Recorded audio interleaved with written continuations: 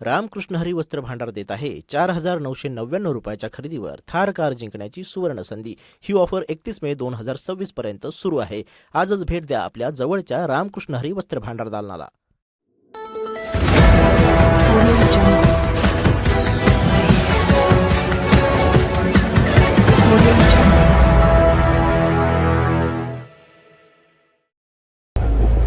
हिंदवी स्वराज्याचं जे स्वप्न ज्यांनी कोणी पाहिलं असे राजमाता आपले जिजाऊ आणि त्यांचं पाहिलेलं स्वप्न ज्यांनी सत्यात उतरवलं असे आपले श्री छत्रपती शिवाजी महाराज। छत्रपती शिवाजी महाराजांनी मिळवलेलं स्वराज्य ज्यांनी अंगाखांद्यावर खेळलेलं असे आपले श्री छत्रपती संभाजी महाराज यांना सर्वप्रथम माझा मानाचा मुजरा करते मी।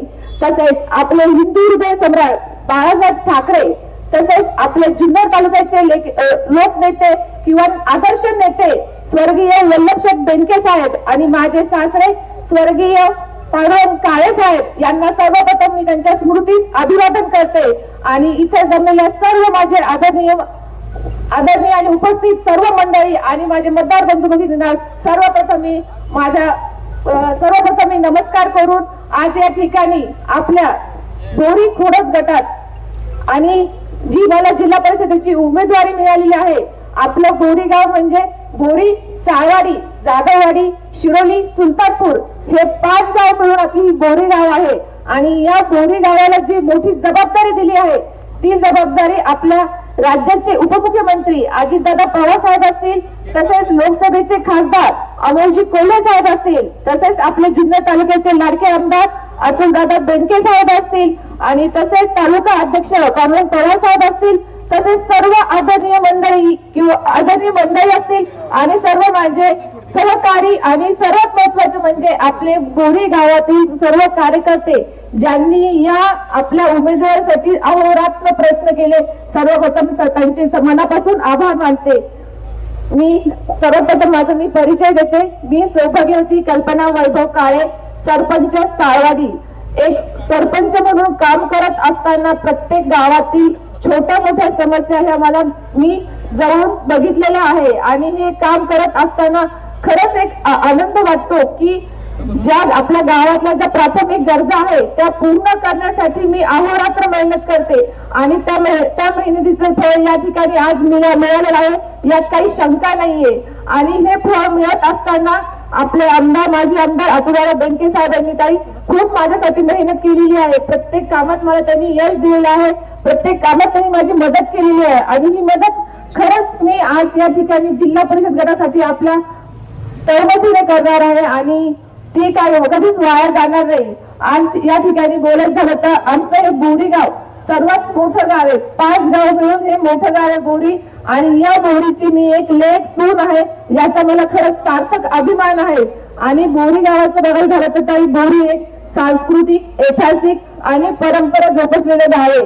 त्यामुळे या गावामध्ये प्रत्येक ज्येष्ठ मंडळी असेल, महिला असतील, पुरुष असतील, तरुण वर्ग मंडळी असतील, हे सर्व जोमाने काम करत असतात, यात काही शंका नाही। आणि प्रत्येक गोष्ट हे परंपरेला निगडीतच काम करतात, हे आपण नेहमीच दाखवून दिलेलं आहे।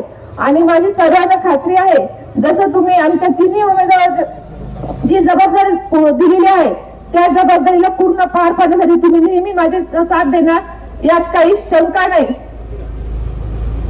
तसेच त्याप्रमाणे तुम्ही जे मतदार बंधू भगिनी आहे तुमच्या साथीने मला या ठिकाणी ही जबाबदारी मिळेल आणि ती मी पूर्णपणे करण्याचा प्रयत्न करील, यात काही शंका नाही। आणि मी सरपंच असताना या ठिकाणी जे मूलभूत गरजा असतात जसे की रस्ते असतील, पाणी असतील आणि व्यवस्था म्हणजे काय म्हणतात त्याला वाहतूक व्यवस्था असेल, ही सर्वात महत्वाची आहे। कारण की रस्ते जेव्हा आपण बनवतो तेव्हा वाहतूक व्यवस्थेला कोंडी होऊ नये म्हणून रस्त्यासाठी आपला अहोरात्र प्रयत्न करावा लागतो। तसेच आरोग्य असेल, महिला बाल कल्याण आरोग्य असेल, शिक्षण असेल, तसेच येणाऱ्या ज्या आपल्या नवीन ज्या घडामोडी असेल प्रत्येक गोष्टीचं आपल्याला ज्ञान असणं आवश्यक आहे। आणि हे काम करत असताना प्रत्येक महिला ही एक सक्षम महिला म्हणून झालेली पाहिजे, कारण की आता सध्या महिलांचं राज्य आहे आणि महिलेला स्वतःच्या पायावर स्वावलंबी राहण्यासाठी प्रत्येक गोष्टी जे म्हणजे दुसऱ्यांकडून मागता स्वतः करण्यासाठी महिलांना सक्षम करण्याचं खूप गरजेचं आहे।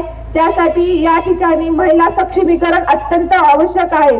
त्यासाठी प्रत्येक गावात एक महिलांसाठी अस्मिता भवन असणे आवश्यक आहे, जेणेकरून महिला त्या गावामध्ये आपल्या हक्काचे असो म्हणजे त्या ठिकाणी जाऊन ती पूर्णपणे काम करू शकते. त्याप्रमाणे महिला बचत गट असतील, तसेच महिलांचं रोजगार बचत गटाच्या मार्फतून बघायला गेलं तर रोजगार हा खूप महत्वाचा आहे ताई.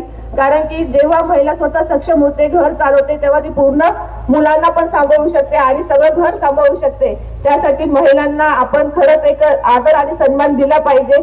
त्याचप्रमाणे जे मुले असतील त्यांच्या बाबतीत त्यांचं आरोग्य आणि शिक्षण हे सर्वात महत्वाचं आहे. कारण की जेव्हा मुले शिकली म्हणजे प्रगती झाली आणि मुलांना योग्यदार शिक्षण मिळण्यासाठी डिजिटल शाळा असणं अत्यंत आवश्यक आहे. डिजिटलच्या शाळेच्या माध्यमातून आधुनिक पद्धतीने मुलांना योग्य ते ज्ञान दिले जाऊ शकते, यात काही शंका नाही. आणि हे ज्ञान द्यायचे असताना त्यासाठी आपल्याला एक योग्य उमेदवार निवडणे हा गरजेचा आहे, जेणेकरून आपल्या बरोबर आपल्या गावाबरोबर पूर्ण गटाचा विकास करू शकेल असा उमेदवार आपल्याला निवडणं हा अत्यंत आवश्यक आहे. त्यामुळे माझी सर्व मतदार बंधू भगिनी एकच विनंती आहे की तुम्ही मला तसेच संभाजी शेठ चव्हाण आणि आपल्या प्रगताई बडे या सर्व उमेदवारांना घड्याळ चिन्हासमोर बटन दाबून विजय करावे आणि सर्वांना बहुमताने एकदम विजय करून गुलाल 7 तारखेचा गुलाल आपलाच आहे असं समजून जर तुम्ही समजावे एवढी माझी नम्र विनंती. आणि 5 तारखेला सर्वांनी